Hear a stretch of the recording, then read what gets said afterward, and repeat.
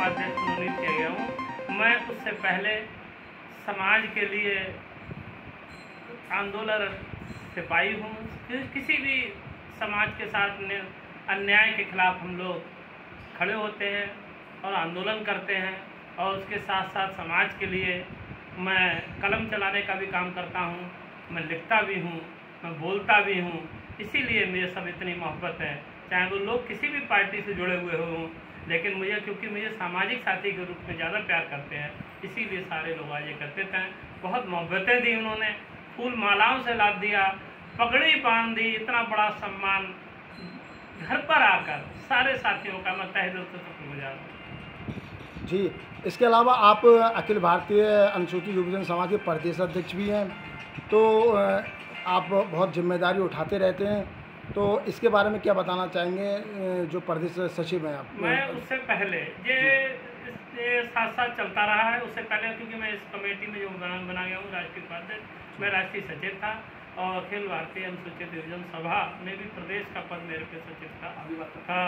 और सभी लोगों का क्योंकि सामाजिक संगठनों के साथ साथ मैं बहुत ज़्यादा जुड़ा हुआ हूँ, ABSS से भी जुड़ा हूँ, सम्यक दृष्टि समिति से भी जुड़ा हूँ, और समाज के जो भी विभिन्न कार्यक्रम, बाबा साहब अम्बेडकर जन्मोत्सव समारोह समिति जो बरेली जनपद में महत्वपूर्ण स्थल पर कोतवाली के सामने मनाई जाती है, जो कि बरेली की जान है, शान है, हृदय स्थल पर मनाई जाती है, उसका मैं कमेटी का भी कोऑर्डिनेटर हूँ। तो बहुत से ऐसे जो सामाजिक संगठन हैं उनमें मैं कार्य करता हूँ। अगर भैया आप बाबा साहब भीमराव अम्बेडकर जयंती, उसके बाबा साहब भीमराव अम्बेडकर वाहिनी के राष्ट्रीय उपाध्यक्ष बने, क्या आपके राष्ट्रीय अध्यक्ष माननीय अखिलेश यादव जी, क्या वो बाबा साहब के अनुयायी हैं? बिल्कुल।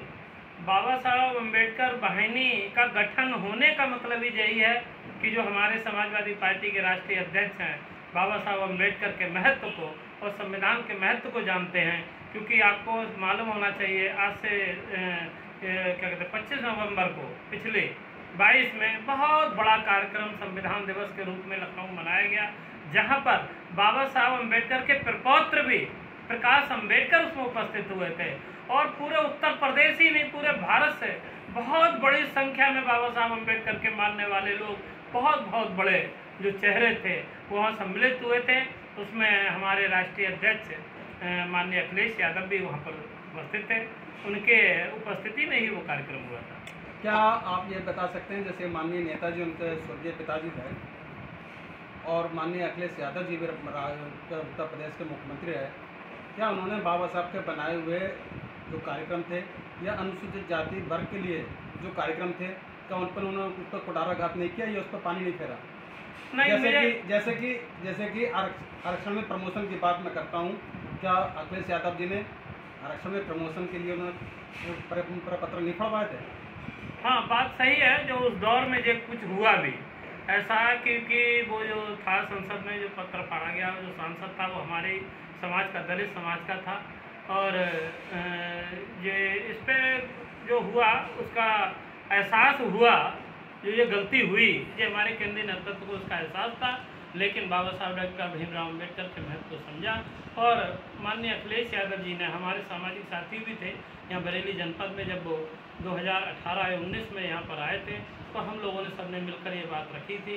तो उन्होंने इस बात को महसूस किया और कहा कि मेरी सरकार बनने पर जो गलतियाँ हुई हैं, जो इस तरीके की अनुसूचित जात के पदोन्नति के आरक्षण के लिए, उसको बिल्कुल ठीक किया जाएगा, और हम उसको बहुत बेहतर तरीके से समाज को बहुत ज़्यादा फल देने का काम करेंगे। ये उनका वायदा था, और बहुत ही निष्पक्ष, बहुत ही उदार दिल के व्यक्ति हैं राष्ट्रीय अध्यक्ष महोदय, और उन्होंने समय समय पर यह एहसास कराया है अनुसूचित जाति समाज के लिए वो बिल्कुल किसी भी अन्याय के खिलाफ खड़े हैं। हाथरस की बेटी के साथ जो अन्याय हुआ, उनकी पार्टी हमारे इस अन्याय के खिलाफ खड़ी हुई थी और आंदोलन भी किया था।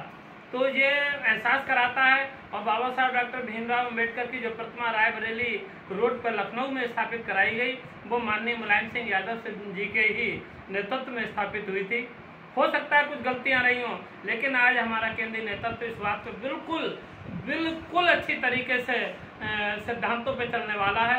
जिस तरीके से एनडीए के विरुद्ध उन्होंने पीडीए का नारा दिया है कि पिछड़ा दलित अल्पसंख्यक मिलकर ये एनडीए को टक्कर देने का काम करेंगे। जैसा कि आप कह रहे हैं कि अखिलेश यादव जी अम्बेडकरवादी हैं, अभी अभी ये देखा गया जब उनके पिताजी का स्वर्गवास हुआ था तो उन्होंने सारे कार्यक्रम तो ब्राह्मणवादी रूप से किए थे।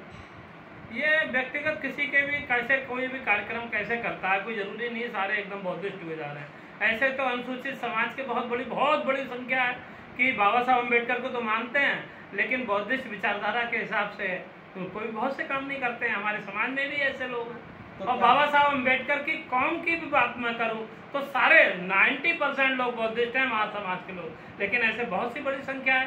रामदास अठावले जो कि उसी समाज से आते हैं। बाबा साहब डॉक्टर भीमराव अम्बेडकर की रिपब्लिकन पार्टी ऑफ इंडिया का हिस्सा रह के उसका नाम का वो काम कर रहे हैं और वो माल खा रहे हैं, बार बार मंत्री बनते हैं, वो वही पूरी हिंदुत्ववादी की बात करते हैं। तो वो धोखा देने का वो लोग काम करते हैं, क्योंकि अखिलेश यादव जी का परिवार बौद्धिस्ट नहीं हुआ है।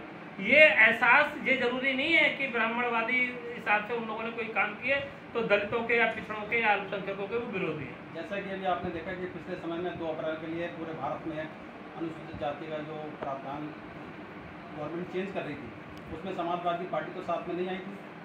नहीं, 2 अप्रैल की घटना मैं समझता हूँ कि पूरी तरीके से अराजनैतिक था, पूरी तरीके से अराजनैतिक था, क्योंकि एक काल चली, एक व्हाट्सएप पे ऐसा मैसेज चला, पता नहीं कहाँ से चला।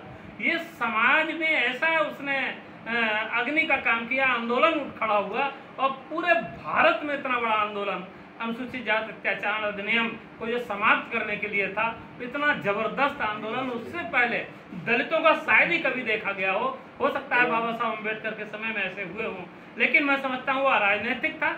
और उसके साथ भारतीय जनता पार्टी की सरकार ने उस आंदोलन को कुचलने के लिए उसमें समाज के बहुत से अबोध बच्चों को भी जेल में डाला, और उसके खिलाफ ऐसा नहीं है कि लोगों ने आवाज उठाई, संसद में भी उठाई, विधानसभा में भी उठाई। चलिए, धन्यवाद सोनकर जी। जैसा कि भी आपने बताया कि माननीय अखिलेश यादव और उनकी पार्टी पूरी अनुसूचित जाति, पिछड़ी जाति और अल्पसंख्यक के साथ है।